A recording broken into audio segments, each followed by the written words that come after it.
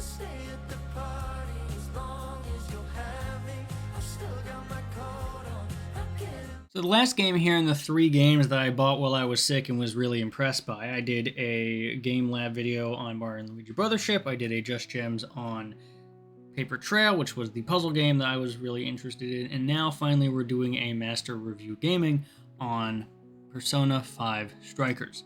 So let's talk about it. Persona 5 Strikers is a Musou-style game with a Persona 5 flavoring to it. It is developed by the same people as all those other games, so Omega Force, as well as Koei Tecmo, and as well as P Studio, I believe, with the sort of flavorings and the assets and all that stuff of Persona. It is a Musou game, so it's kind of you versus a whole bunch of enemies, doing all that stuff, all that.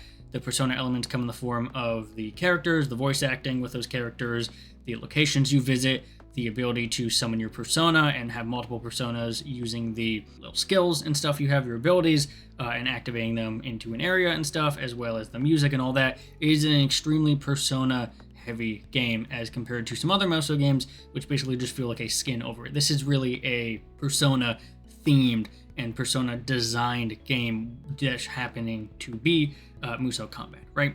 So that's kind of important to know there. I would recommend this game overall. I think it is very good for what it is.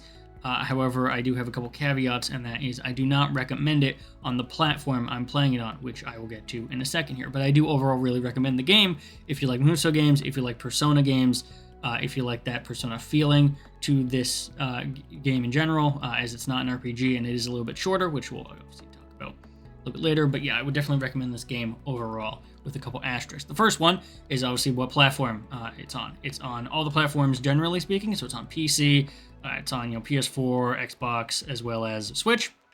I played it on the Switch because it was on sale for $16, and I really don't recommend it on the PC. It does play a little bit better than some other Musou games like One Piece Pirate Warriors series or the Hyrule Warriors series on the Switch, but it does not overall, to me, do it satisfactorily enough to really recommend it on that system. So I definitely say if you're going to buy this game, buy it on any of the other platforms except Switch. I mentioned length a little bit before. It is about 35 hours, 40 hours, which is still pretty long, and it is one of the longer Musou games, but it is considerably shorter than something like the Persona RPGs, which can easily reach into the hundreds of hours. For pricing, it's about, theoretically anyway, it's full price at $60, but you can frequently find it for $20 or $16. I definitely wouldn't recommend it at that $60 price, but I would recommend it at anything from like $30 and under. So if you want to get like the deluxe edition with the DLC, as long as it's 30 or under, I think it's a good deal, but I definitely wouldn't recommend it at the current full price. So definitely I would say get it on sale for like 16 to 30, depending on the edition you buy. But its normal price, unless it gets price cut at any point, is that full price. Some notes about things. Generally, this is where I talk about other extraneous issues that the game might have, bugs and that kind of stuff. I didn't notice any bugs while I was playing the game on Switch. Obviously, the issues in terms of frame rate and resolution and stuff do apply here on the Switch version, but as a general note for the game, there aren't any issues when it comes to technical bugs that I experience personally. A lot of the time you might see games that have like certain restrictions on them, or you can't capture them or anything like that. There's no notes here in terms of me being able to show things or not, right? Because the game is quite old. The reason I mention that is because Atlas did have, for Persona 5, for story reasons, when people were reviewing this game when it came out, they were barred from showing later segments of the story for spoilers, and you weren't able to like stream them and anything like that. So this section is here just saying there isn't any restrictions anymore on that. So if I wanted to showcase later zones in the game for story reasons or something, I would not be barred from doing that. So just kind of making that clear. But when this started, you were kind of said, hey, Atlas was like, we don't want you showing parts of the game that could be considered spoilers, so you're not allowed to show that in your reviews, right? But this is not one of those cases. The gameplay loop. So now what I like to do is kind of talk about the game and how it operates, because I think a lot of reviews miss that. They don't really talk about how the actual game plays, even if they're showing it, and so I kind of like to talk about that. The gameplay loop of this game is pretty simple compared to other Musou games. It's also a little bit simpler compared to other RPGs, if you want to call this that, in Persona. And so instead of having that social aspect that kind of feeds into the dungeons, if you will, you're just investigating the jail.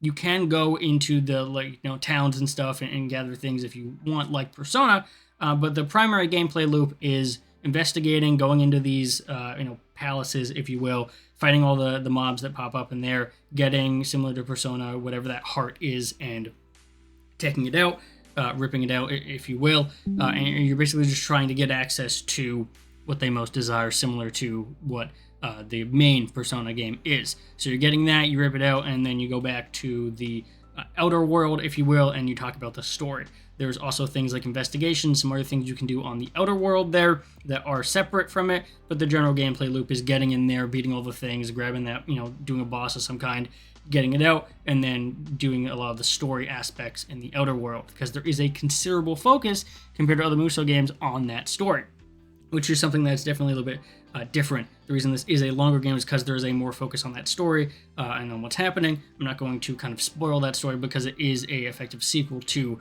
Persona 5, right, with the characters and everything. But basically it kind of revolves around a person that gets access to some very odd abilities to control people that they definitely shouldn't have. So we have to investigate and kind of get them out, and that's kind of like the introduction to the game. How the game plays. So this is a relatively, complicated compared to other genres of games in terms of the action, in terms of what you need to be doing. But very basically, you're fighting people. So you're using your basic attack, using your special attack, that kind of thing, and you're beating as many of the fodder enemies as you can to effectively build up enough gauge, if you will, to activate your persona, and then use bigger special abilities that do more damage. The weakness system and the kind of point turn system is here as well. I think what's called press turn. The press turn system is here as well. So if you hit a bunch of enemies with something they're weak to, you'll get a boost basically, and you can continue to do that. And so that's where the persona elements come in. You can summon personas. You can be like, haha, I'm here, and do things. You can also swap to different characters mid battle. So you have that party system that is also pretty unique. A lot of Musous don't really have a party system that you can swap on the fly. This game does, so if you want to, do something as Joker and then swap to Ryuji and swap to Odo or one other characters, you can do that on the fly, and then you'll basically use them right there, which is quite nice. And you're basically just going through that, beating the enemies, trying to get that, higher score, and then once you do that, through enough of the areas, you'll be able to get to a boss and beat the boss and do all that. So that's kind of how the game plays. Pretty simple controls. You have a jump. You have your basic attack, you have your special gun attack or ranged attack, and then you can open your persona menu, switch to the personas. You can keep track of your other party members by pressing the arrow keys to swap between those, and then obviously you have an ultimate as well. So that's relatively basic situation right there. You do have technically hit combos, 3 hit combos, 10 hit combos, 100 hit combos, that kind of thing that you can do and kind of go for, but realistically you don't really need to do a lot of that. The gameplay is, pretty simple compared to other more action-focused games, but it's definitely more complex compared to, other Persona games, for example, right? Like the older Persona games are a little bit more basic when it comes to that. This game is definitely a little bit more involved, right? You have to be spacing correctly. You have to, figure out where you can run if you run out of health. You have to figure out what the weaknesses and advantages are for certain characters against certain enemies and kind of, manage all that. So it's a little bit more involved than, say, like a standard turn-based game. So if you're expecting turn-based combat with this, you're not going to get it. It is definitely very action-focused. For the pros and cons here, as we wrap up, I would say that pros is definitely the fact that it is so Persona-focused. It's very, it has the Persona music, has the Persona characters, and the voice actors are back. And the story is very Persona. Everything, if you're looking for a Persona game with Musou elements, that's really where this shines, because it is so much and so heavily geared around that Persona energy that it does really shine through. The gameplay is really fun. Because of that, I was surprised at how much I was enjoying that gameplay. Even though I had played One Piece Pirate Warriors 4 as well on the Switch and enjoyed that gameplay, there was something a little bit lacking in terms of just that customizability that I really feel like this game nails, especially with being able to swap on the fly. So that's really nice. And yeah, so the two pros is definitely the Persona feeling of the game and everything it's trying to do, and the quality of the gameplay. For cons, at least on the Switch, the performance is pretty rough. There are also some things that I think would be a little bit better if they were trimmed down. Some of the outer world story and investigations are a little bit sluggish.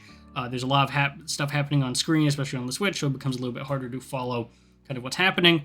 And I would also say that the story can be a little bit cumbersome, especially if you haven't played Persona 5, because you have to be reintroduced to all these characters and stuff quite quickly. So I would definitely say that if you haven't played Persona 5 Royal, Persona 5, I believe this is based on the Persona 5 original, I recommend watching a synopsis or something so you can get up to speed with the game. And those are the main 3 cons, is that it does kind of have some performance issues.